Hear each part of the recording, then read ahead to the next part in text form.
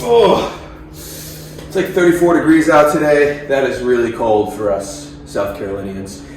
But we've got a lot of work to do on the Shelby. If you guys didn't see the previous video where we dropped the head and the turbo off to Steven Seale, click up here. You've got to see it. If you don't follow the build at all, click up here again, and that'll bring you to a playlist with all the videos on this car. Today, I want to do some odds and ends. I want to throw the steering knuckle back on so that we can clean up some of the parts that we have strewn about here. So driver's side steering knuckle can go back on because we already replaced the CV shaft. I want to pull the starter off because while the head's off, let's pull it and get it rebuilt, even though it is a good starter. These starters are physically impossible to change with the exhaust and the head on the car. I'll show you. My name's Austin. This is the Mopar Garage, and we build cool stuff in here.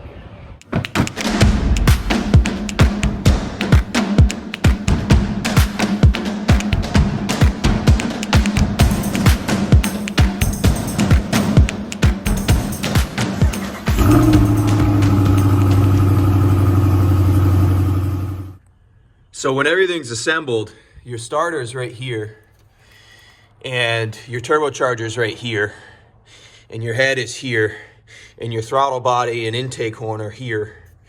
And I'm telling you, I don't think you can replace this starter without pulling the turbocharger. I just don't think you can. So because we don't want to run into that in the future, let's pull it now. All right, I got the garage door open for more light for you guys, even though it's about -100 out there, or at least it feels that way. Another thing I want to do, a couple subscribers told me, appreciate you guys, thank you, that I should probably look at these fuel lines that come up from the tank to the fuel regulator and the fuel rail, and replace those, because obviously your turbo's right here. We'll get those done. Starter, a couple bolts on this end. Is there a bolt on the bottom? I don't think so. That's weird. Oh, maybe there is. And then obviously positive and negative. And we'll pull this whole thing and have it rebuilt. You guys can probably see about 2% of nothing, but the light from the camera is going to help me, so I appreciate that. This starter is missing. Somebody had this car apart in the past, and they just only put like half the nuts back on stuff. Like the intake and the exhaust manifold, or the exhaust manifold had half the nuts on it. It was missing a few. Shouldn't say half, that's an exaggeration. This one is missing the nut on the bottom of it. I just don't, I mean, it makes it easier for me to pull it off because I only have to pull half the nuts, but it's just a good thing I didn't go and drive this car though, you know? Let's pull off our positive here. And looks like the ground and these two nuts. I don't know what else holds this in. Maybe there's a bolt that goes down through. I don't know. Ugh. That's a 12, isn't it? Yep. And I grabbed a 10. Idiot.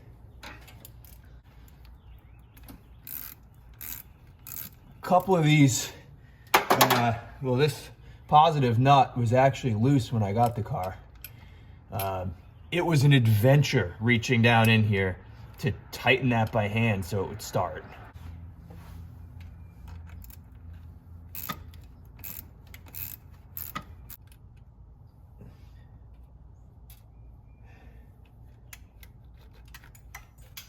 Oh, cool. Dropped something.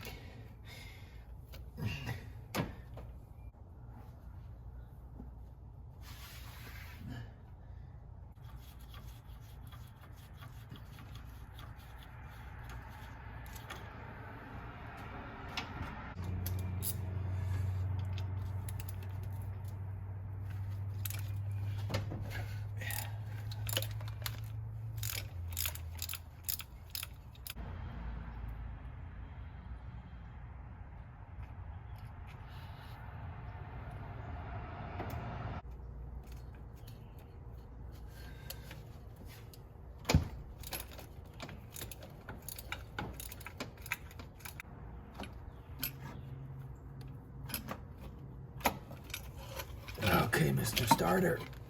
Yeah, there we go. Ugh. My good YouTube buddy Brian over at Project Time Garage brought up a great point when we were talking about doing this starter, because he's got a GLHS Shelby Charger, which is even rarer than this thing. He said rather than trust an aftermarket one off the shelf, just have this thing rebuilt, the original one. And I think I agree with him. If you guys don't follow Brian at Project Time Garage, click up here and do so, because he is similar style of content, but he's not prejudiced against any different brands, so he's got all kinds of cool different stuff. Similar content, much better equipped garage. He's a lot better with electrical work than me. The dude can build computers. He's really good at electrical work. So yeah, click over there and follow him. But for now, we're gonna get on this steering knuckle, the starter. We're gonna bring that to a shop, have it rebuilt. She's got enough age on her where I feel really good about having this thing rebuilt. The Bendix gear it's got some wear in it. It's clearly not a new unit, so that's a great idea, I think.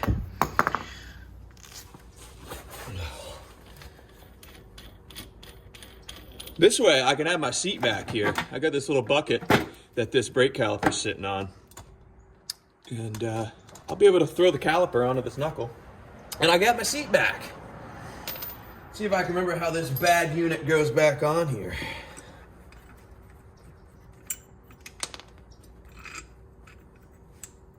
Thought there was a plate. Oh, there is a plate here. Okay. It's like this little spacer plate here. I think there's only one of them. I guess I could look at the other side. Yeah, why would we do that? Let's gas instead. Ugh.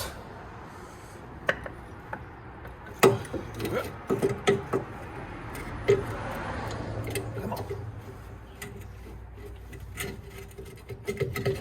Yeah. Okay.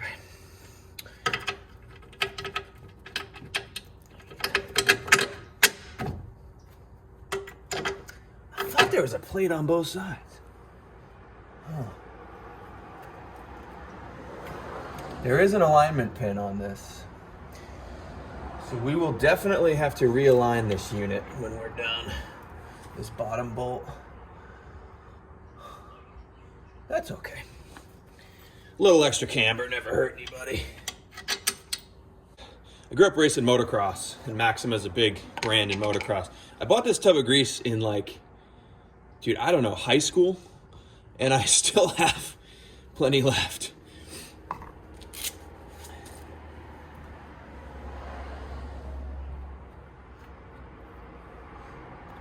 Lubrication. Now this spline on this aftermarket CV shaft is a little bit longer than the one on the stock one. So we can't use our cotter pin. So I'm gonna put a little never come off juice on there for some peace of mind. And this thing is torqued to a very specific torque rating of 180 foot-pounds. So we are gonna follow that to the T here.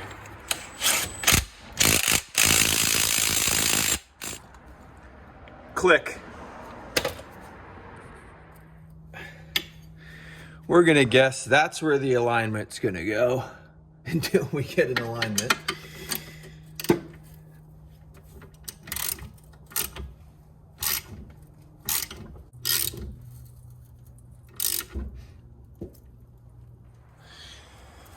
Now we gotta throw Mr. Brake Caliper on there so I can have my seat back here.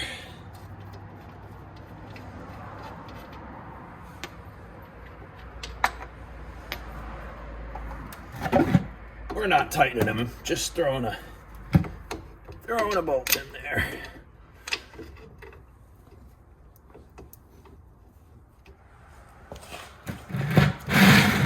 Oh yeah, there it is. Perfect.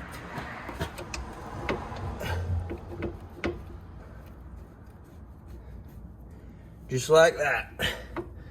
All right, success. A couple other odds and ends I want to do today. I want to pull my power steering bracket. It's pretty messed up. It's got a crack in it. Let's see if we can get it on the video here.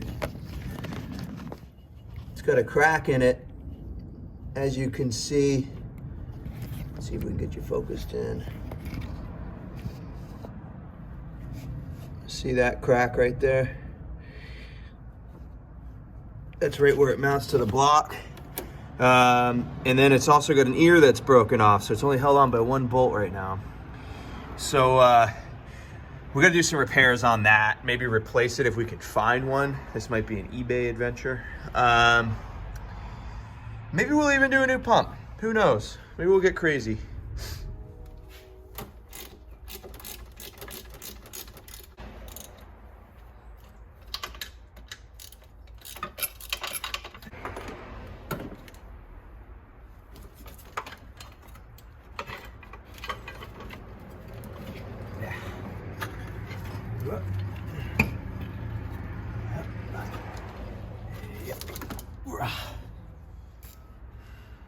Now this fuel hose, this is fuel injection hose here, and it says 2019, so it's pretty recent. This is just a return line, so it doesn't have to be high pressure line, but it is fuel hose.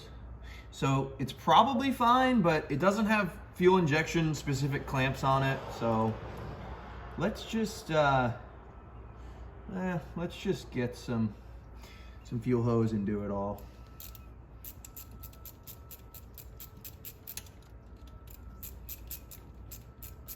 So this is some quarter, so we'll get a couple feet of 1/4 inch, just so we have extra. Maybe I'll get a whole roll, I don't know. And then we'll replace this, and this fuel line here, this is the high pressure stuff. I'm gonna pull this just so I ensure that I get the right stuff. And I will bring her down to the shop. Yeah, see, that clamp's not, I'm glad we did this.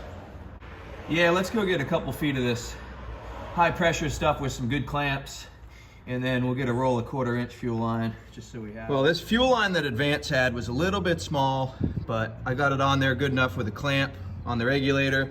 And then what I did was I worked this end on to the regulator to stretch it out, and then I put this end on.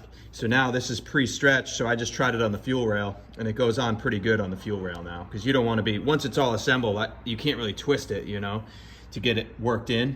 So I just got this end kind of pre-worked in. And then this end here, the other side of the fuel, so where the fuel goes into the rail is actually a little bit smaller than where this regulator hooks to on the rail. So this should slide onto the fuel rail okay. And then this guy, I got it pre-stretched for the bigger side of the fuel rail. As far as the return line, I could just reuse this 1/4 inch stuff, but I don't know. I just would rather say that I did a new one. So I'm just gonna order some new 1/4 inch fuel line. Advance didn't have any. All they had was this size. So I don't know, maybe I'll do fuel injection line for the return line just to say we did. We don't have to, but we'll just do it maybe just to say we did it. Fuel lines, check. Well, we're starting to run out of time here. Golden State Warriors game is about to come on in about a half hour here. I'm gonna shower and get ready to sit in front of the TV the rest of the day for that. So I think last thing on the agenda is this lower radiator hose. We'll swap this out while we're here. We got ourselves some fresh clamps. Let's knock this out. That'll just take a second.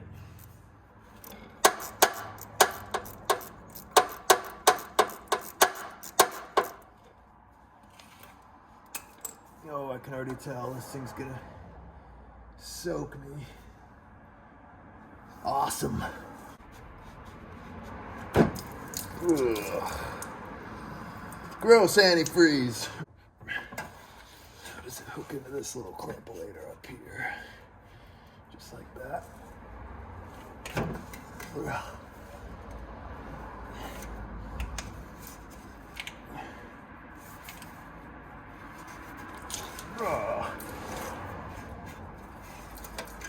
How is there so much water left in this? Ugh.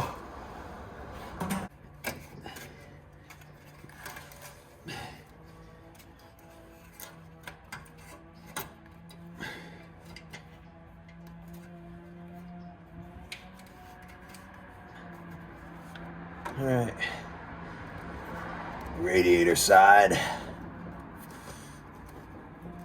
That'll work.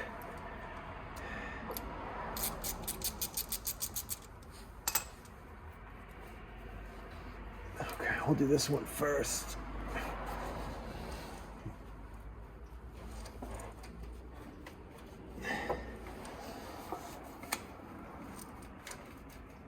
Boom, just like that.